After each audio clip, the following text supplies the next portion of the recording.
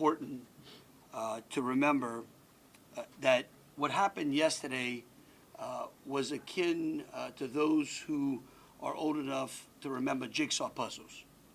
And that you would take a 1,000-piece jigsaw puzzle and you empty the box, and you've got to start sifting through those pieces. And you want to start, if you're real good, you start at the corners, right? Try to put your corners together. And from yesterday to today, over 1,000 law enforcement agents and officers, men and women, have been poring over countless amounts of data, of videos, of surveillances, interviews, tracking down every possible lead that came to us, whether it was the New Orleans Police Department, the Louisiana State Police, the FBI, or our other federal agencies. Also yesterday, I issued an emergency declaration. That declaration was meant to streamline resources and communications between state, local, and federal partners. And we're seeing the results of it. I also would like to remind everyone that what's going on in this city and this state is twofold. We've got an active criminal investigation going on, while we're also continuing to secure the city in preparation for 3 o'clock kickoff time for the Sugar Bowl. With that, I would also remind those who are in the city that as far as state resources are concerned, we have the Louisiana State Police, the Louisiana National Guard, which was part of that emergency declaration, which allowed us to put an entire MP company on the ground. Those become force multipliers, is what we call that in law enforcement and the military. That helps to add to the resources that we have. Wildlife and Fisheries, the Department of Corrections, DSF, DHS, our Veterans Affairs, our Probation and Parole, all state agencies. Any state agency who has a post-certified officers are here in this city to help secure the city. And so with that, I would like to turn it over to Christopher Rea, who is the Deputy Assistant Director of the FBI's Counter Terrorism Division. Chris? Thank you, Governor Landry.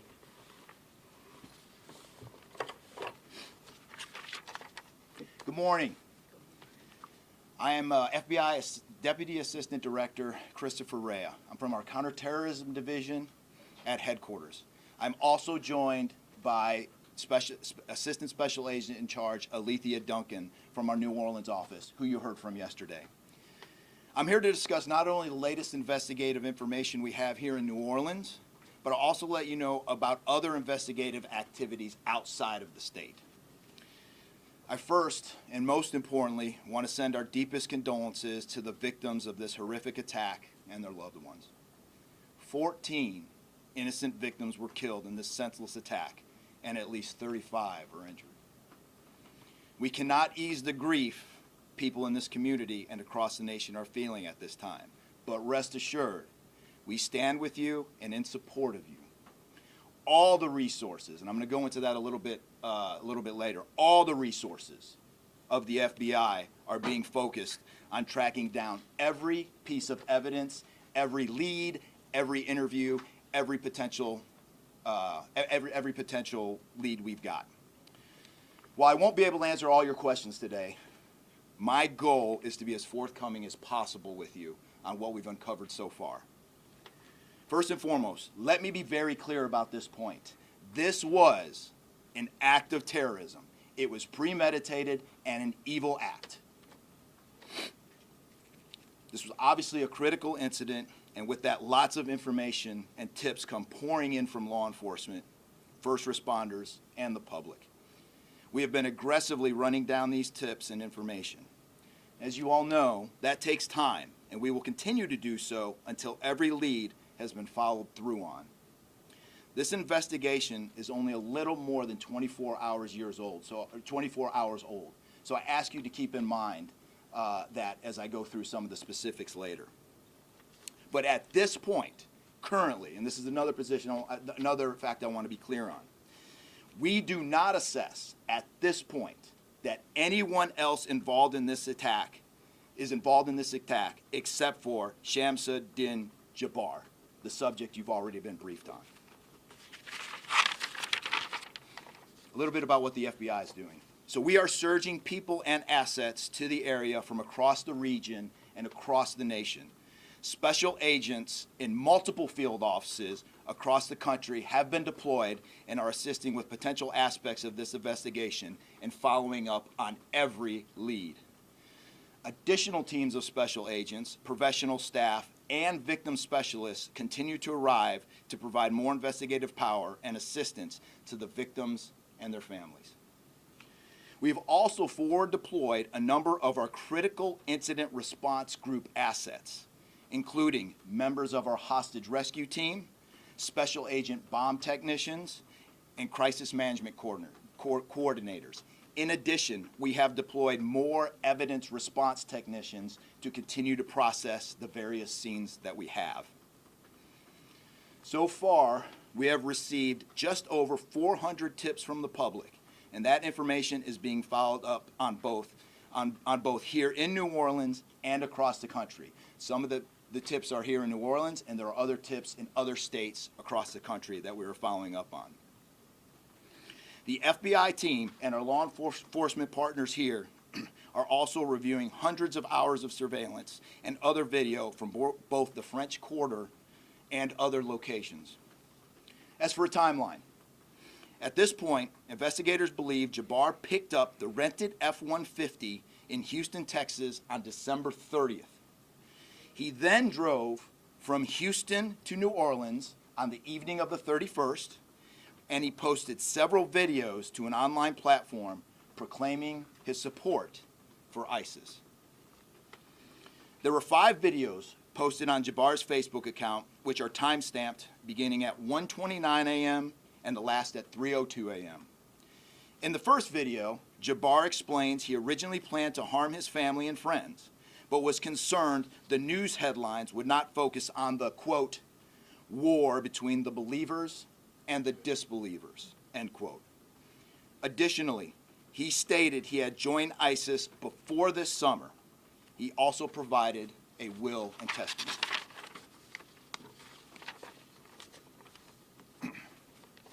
FBI and ATF. We have a couple different scenes at the location. We have released the scene at Bourbon Street. That scene has been released. We also have a scene off of Mandeville address where we're currently searching that scene right now. FBI and ATF agents have secured that house, and that location is being searched for potential evidence.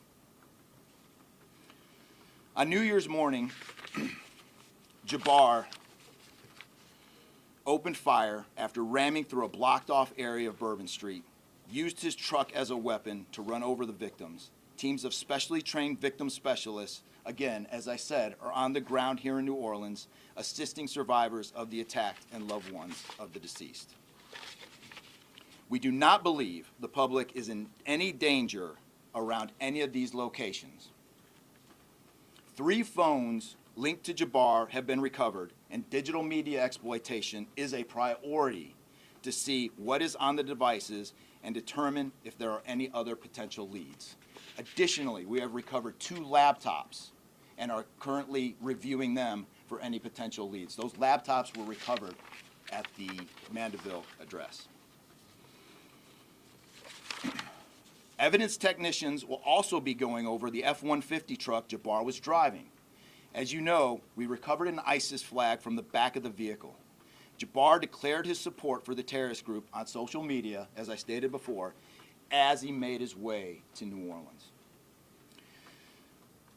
FBI bomb technicians also recovered 2 IEDs in coolers, one from the cross-section of Bourbon and Orleans Street, and the second at an intersection approximately 2 blocks away. There were multiple reports of other devices. Those reports turned out to be misinformation or not actual functioning devices. Those are the only 2 devices that we've been able to recover that were functional. Both devices were rendered safe on scene. We did obtain surveillance footage showing Jabbar placing the devices where they were found. Two other, as I said before, 2 other items of interest were determined not to be IEDs. A little bit about Jabbar.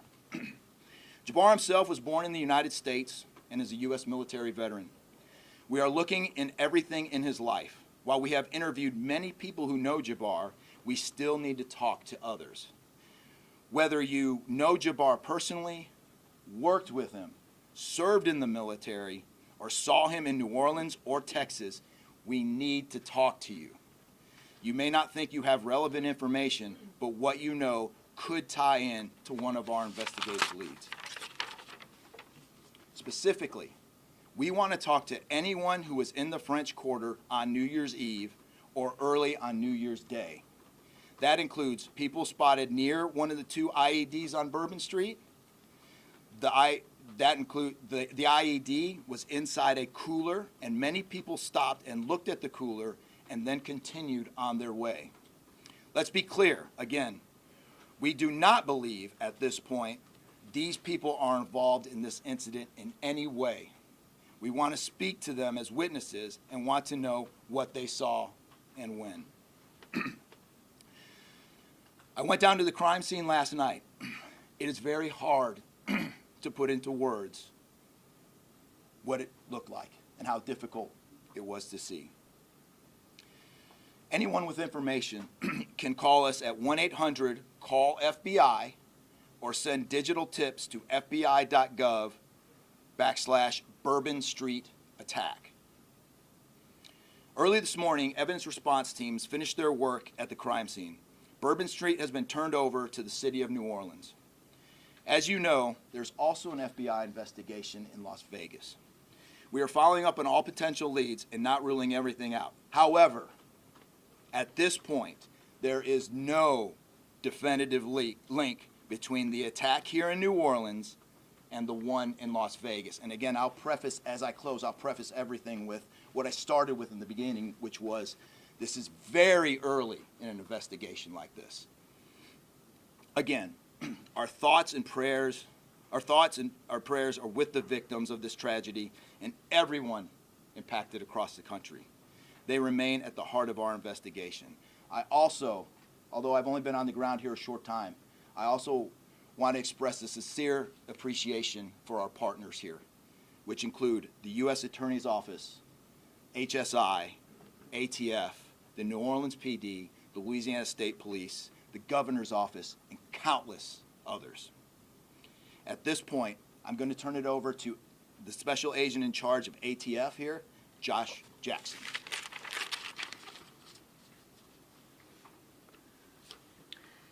Hey, good afternoon. As stated, my name is Joshua Jackson. I am the Special Agent in charge for the ATF New Orleans Field Division. And ATF's primary mission is preventing, reducing, and solving violent crime throughout the United States and abroad. Solving part is the focus of this investigation. ATF resources that have been brought to bear to the city and to focus with our federal, state, and local partners have been our national response team. We spoke about the scene that's still being processed now. The national response team of ATF is a team of certified fire investigators, certified explosive specialists, fire engineers, electrical engineers. These folks will give us additional investigative leads to help the investigative team identify what happened at the location in Mandeville and identify how that fire started and move the investigation forward from there. Additional resources that ATF has brought to bear into the city is our ATF Special Response Team. This is a tactical team capable of handling any sort of enforcement operation. This team is deployed, on set, and ready for the Sugar Bowl today. This team is also made available to the Louisiana State Police and also New Orleans Police Department to assist with any efforts that they may have during this period. Additional resources, as the governor alluded to, he executed executive powers and had an emergency declared to where ATF was able to tap in to Emergency Support Function 13 resources. This allowed us to bring additional explosive detection canines so that we can safely sweep the city and safely sweep the Super Bowl in preparation for the game today. These resources will still be in the city as we lead up to the Super Bowl and through Mardi Gras. These type of ATF resources will be here. The last resources the ATF has brought to bear, and probably the most important one, is our victim witness coordinators. These folks come in and they provide resources to the victims and the family members that have suffered greatly during this tragedy. The entire city hurts, but the victims and the family members are in need of resources and care long after this investigation wraps up. This time next year to be hard for the families and friends who suffered during this event. So our victim witness coordinators are working with the FBI, the City of New Orleans coordinators to provide resources to these folks out here. And as we move forward, ATF will be committed. We will work with the investigative team moving this investigation forward, but also we'll be here to make sure the city is safe and prepared as we move into the Super Bowl. And with that, I'm going to turn it over to our mayor of this great city, New Orleans. Madam Mayor. Thank you so much. Thank you so much. Well, good morning once again. And I just want to just echo my thank yous to the unified command of our law enforcement partners and at every single level, federal, state, and governor. Governor, thank you for your partnership. Yeah. Thank you. I also want to thank the residents and the visitors of the city of New Orleans for your patience, for your support, and most of all, your prayers. Our hearts and prayers continue to go out to the victims' families, and the city of New Orleans, we're resilient. And as I stated on yesterday, my focus in terms of a priority has been on our victims. As you've heard, that yes, the FBI was able to clear Bourbon Street. And what that meant also for me in this city was that we were able to remove our victims, identify them, and notify their families. Real reverence. They mattered, the families matter, and matter to the city of New Orleans. In addition to that, I want to just thank again our federal partners in Washington listening to my plea personally for the additional resources to allow for the scene to be cleared, and again, attending to our victims. I walked by each one, and I did the sign of cross in my own way, because reverence, again, is important. So while we have been able to have Bourbon Street returned back to the city of New Orleans, and the due diligence has been done, that then allowed me to give the go-ahead to begin the cleaning of Bourbon Street. That started happening in the morning about 2 a.m. It was completed before 8 a.m. this morning.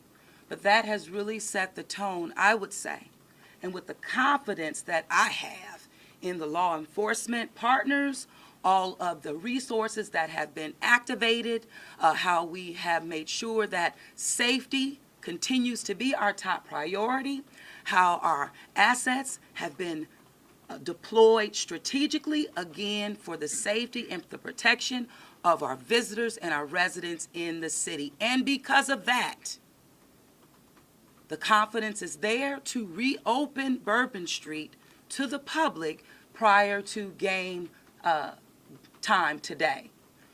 The first order will be to allow for vendors to come in and service the businesses. That's important in order for us to stand up activation, as you know, Governor. And so with that, I want to reassure the public that the city of New Orleans is not only ready for game day today, but we're ready to continue to host large-scale events in our city because we are built to host at every single turn. I want to, again, thank all of those who responded to the FBI's call for information and tips. As you heard, that has been useful. Continue to do that. The investigation is still active and absolutely under the FBI's leadership. We will continue to operate and cooperate as we always have. So I want to also thank all of our partners for the added resources for victim and crisis management. We know that that's, again, important. Working with our partner, the Greater New Orleans Foundation, we have set up a fund for our victims' families for not only today but into the future. As you heard, this is going to be a long process for our people. So with that, the city of New Orleans, and with all of my confidence, we are ready. And we could not get here, again, without the unified presence, support, and cooperation. We are stronger together. And I want to say again, thank you so much. Thank you, Governor.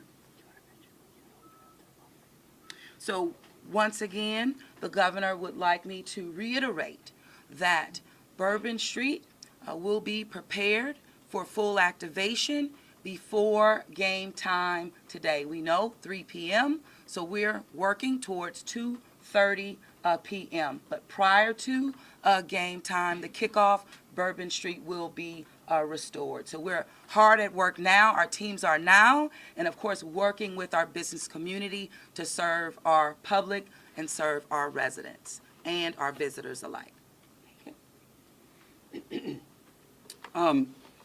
In closing, I want to rest people assured that right now in the city of New Orleans, there is an unprecedented amount of law enforcement resources that are being utilized to close out and to hunt down and to finalize this investigation. I want to thank the FBI and all of our federal partners for the amount of resources they have poured into the city. This type of event can happen in any city. And that's the tragedy of it. And I think it's important for people to understand that to protect our citizens in America from evil, you have to crush it. You can't go out there and placate it. You can't go out there and say, oh, I'm going to put this in place and that in place and hope that evil doesn't show up on your doorstep, because it will. You have to crush it. And that's what we're going to do here. We're going to put it all behind us. We're going to continue to keep the victims, those that are in the hospital, either fighting for their lives or trying to recover, in our thoughts and in our prayers. But you know, this morning, and I don't want to single out just one news source, but I just happened to turn on Fox and Friends, and there was a young man who was interviewed who was actually on Bourbon Street during this horrific act of terrorism. And they closed out by asking him, what now? And I think he summed it up. He said, look, we can't live in fear, because fear will paralyze us. He said, we come down to the city to enjoy ourselves and to entertain ourselves and to be with our friends and with our families, because that's who we are. Louisiana invented hospitality. The people of this city care for each other. And believe you me, we care about each one of the lives that were lost in this city and that. We will never forget them. But it would be a tragedy if we let their losses be snuffed out because of fear. This city will be back. We will be open to family and friends and loved ones who want some time to relax from the pressures of life. And so today, we're going to have us a sugar bowl. We're going to enjoy ourselves. We're going to keep those, again, who have lost loved ones in mind. And we're going to get on to the business of this city and this great country. With that, I'll take any questions. Governor, this is for you and the Assistant Director. The message has really changed since yesterday. Yesterday, the FBI said that people should be vigilant, that he did not act alone, that he likely had help, and now you're coming out the very next day and saying he was a lone wolf, everything is safe, the game moves on. everybody had a good time. How can you be so sure just 12 hours later? Well, we're going to bring him up. All right, but here's what I want to remind everyone. Like I was a deputy sheriff. Right? I worked in a jail. I worked on the street. I worked on the interstate. I served warrants. I can tell you. Look, in today's world, I get it. Information, we get information like that. Everybody lives in a 15-second TikTok video. We think that life operates like it does on our phones, and it just doesn't. Information changes. In fact, that's why we ask the media for patience. We get information, like I said, no one dumps a 1,000-piece jigsaw puzzle and puts it together in 5 seconds. Okay? And what I would tell you is that I appreciate the fact that what we did was we're under-promising and over-delivering today. And I think that's important. And I want to remind something. Look, because over the last decade, law enforcement has taken it on the chin, unfairly. And there are great men and women serving in the FBI, in ATF, in Louisiana State Police, in New Orleans PD. Our sheriffs have been unbelievable in this. And I tell you, they want to protect you all.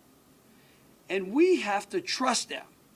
And sometimes the information we put out, we end up finding out that it may be incorrect. But guess what? What we're doing here is something that I think is important. It's called transparency. And look, something may change again. Here's what I do know, though. Right now, this is one of the safest places on earth. That doesn't mean that nothing can't happen. Thank you, Governor. And to echo exactly, I think the Governor put it eloquently, as could be said. In a lot of these instances, I also had the opportunity to deploy to Boss Bomb, and I will tell you this is almost carbon copy to Boss Bomb as far as the inaccurate reporting that comes up. And what the Governor said is we want to be transparent with the public. Years of the FBI not being transparent, we're being as transparent as we possibly can. Unfortunately, as we're being transparent, unfortunately for that, there is some information that we have to go back and recorrect. And in this particular incident, you heard the resources that we brought, that the other state and locals have brought. We've had 24 hours now to go through media, to go through phones, to interview people, to analyze those videos, analyze other databases. And after all of that, there's been hundreds and hundreds of leads done just in 24 hours. We're confident at this point that there is no accomplices. And I'll give you an idea of how that information sometimes, a lot of the early reports came out that there were extra people that were setting the coolers down, right? It turns out those were just patrons on the street that were looking inside the coolers, right? Well, we didn't know that at first, so we had to kind of track all that down and put that to rest. So that's just an example, one of the pieces of information, but there were other pieces of information that after we got our feet under us a little bit and on the ground here, we were able to put together a much more accurate picture of the subject and his attention. Updated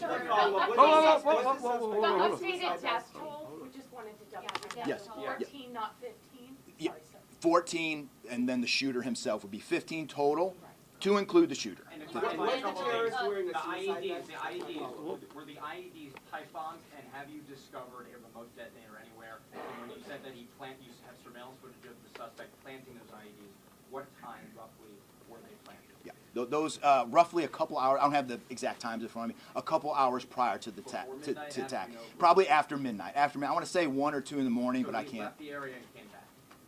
Correct. That's our assumption now. I mean, we still have a lot to work through. We're getting more surveillance video and everything else, but that's the assumption. Was he wearing a Were suicide there vest? sweeps being done on Bourbon Street? Would there have been canines out on New Year's Eve? Would there have been bomb sweeps done? Look, I as part of think- the regular I thi- precautions? Let me just say this, and either Joe or Rob will correct me.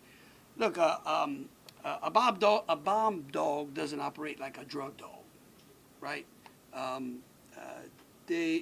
On Bourbon Street, there's a lot of senses, right? A lot of smells. I don't think you can run a bomb dog down Bourbon Street with thousands of people there and be able to sniff out a bomb. What we've been doing, what they have been doing, is certainly a complete sweep of the quarter because of the limited amount of traffic that's been out there. Let me just say this. I think this may help. It would be my hope that as some additional time goes through, maybe closer to maybe the beginning of next week, we will, if we've got it to what extent buttoned up as we could, I would work with the FBI and the city, and maybe we can come up with a timeline to be able to get you those informations, kind of walk everyone through from day one through. I think it's extremely premature, and you're really putting us on some speculative grounds to ask some of those questions, because again, it's only been 24 hours. I mean, can you imagine how far we've come in 24 hours? So, Just clarify if there was pipe bombs and oh, we'll go one at a What time. is being done to make Bourbon Street safer tonight than it was New Year's Eve? Are temporary bollards being brought in to block off the street, and why weren't those used on New Year's Eve? Well, look, here's what I'm going to say. Every time some bad guy does something like this, there's what we call an after-action review. Because again, nothing is 100%. We have reinforced the area. We have deployed some additional types of assets. I personally think it's up to the city or other. I don't like to give specifics because I don't like to tell the enemy what we got. But I can tell you we're in better shape than we were before. We have time for two more questions. Director, can you speak to the Mandeville scene? Say- Can you speak to the Mandeville scene? And then we'll go to you. Some neighbors at that site told us they smelled smoke early in the morning. Was there a fire there? Any kind of burning happening? Yeah, Do great. you still believe that fire happened after the suspect was killed? That's correct. Yeah, I'll move to 18. I do want to address the suicide vest question. I want to kill that one right away. Okay. There was no evidence that the subject was wearing a suicide vest at all. So I will turn the Mandeville stuff over to ATF. Yeah, as to the fire at the Mandeville scene, so our working theory now is that the fire started after Jabbar was already deceased. There's a lot of different ways that can happen. You could have different time devices. You could have a long cord that extended that time. You could also have pressure cookers that were put on top of the stove filled with gasoline, and then it went off. There's a lot of different ways to do it, but that is why our ATF National Response Team is here to answer those questions and get that investigative lead back to our team. So more to come on that. We're still processing that scene. We're out there right now. Are you able to assess what type of How he became radicalized over all of this time, what brought him to Bourbon Street? Do we understand was there any international travel involved? What led him down this path to this sort of radicalization? Sure, a lot of questions we're still asking ourselves. We know that he specifically picked out Bourbon Street. Not quite sure why. I mean, I think one can assume that it was lots of people New Year's Eve, with a target for an attack. That's the stuff in the coming days, as far as that path to radicalization, that we're really going to be digging into and making a priority of. So, what I can tell you right now is that he was 100% inspired by ISIS, and so we're digging through more of the social media, more interviews, working with some of our other partners to ascertain just how to ascertain a little bit more about that connection. Oh, we're gonna do one more. Kate. Right there. You've had your hand up for a while. Okay. Sir. Thank you, I appreciate it. Yeah. It's actually for Special Agent Ryan. Sir, I prefer those. I would tell you. In order to reassure people, would you be able to explain the analysis and evidence that has led to this most recent understanding that he was a lone actor and that there is, at this point, at least from your understanding, no further danger to the public? Sure. I think a lot of that, multiple interviews, the hundreds of interviews that we've conducted so far, the social media review that we've done of his accounts, by my count now, the 5 devices we have, the 3 cell phones and the 2 laptops, been able to initially triage or go through that, and there is just nothing to indicate through call records, through anything on those devices, through interviews, through anything in our systems, that he was aided in this attack by anybody. And again, I have to caveat, like the governor said, this is 24 hours into it, And that could change, but right now, we've got a much better picture and much more confidence on what we were dealing with than we were just 24 Mayor, hours what's ago. the- All right, look, thank y'all so very much. Again, we are going to try to get y'all as much information as possible, so any additional information will be put out through press releases. Thank you so very much. Moving forward, are we Mayor. gonna be making Bourbon Street a pedestrian only, or are we gonna be allowing cars to drive through? We're pedestrian.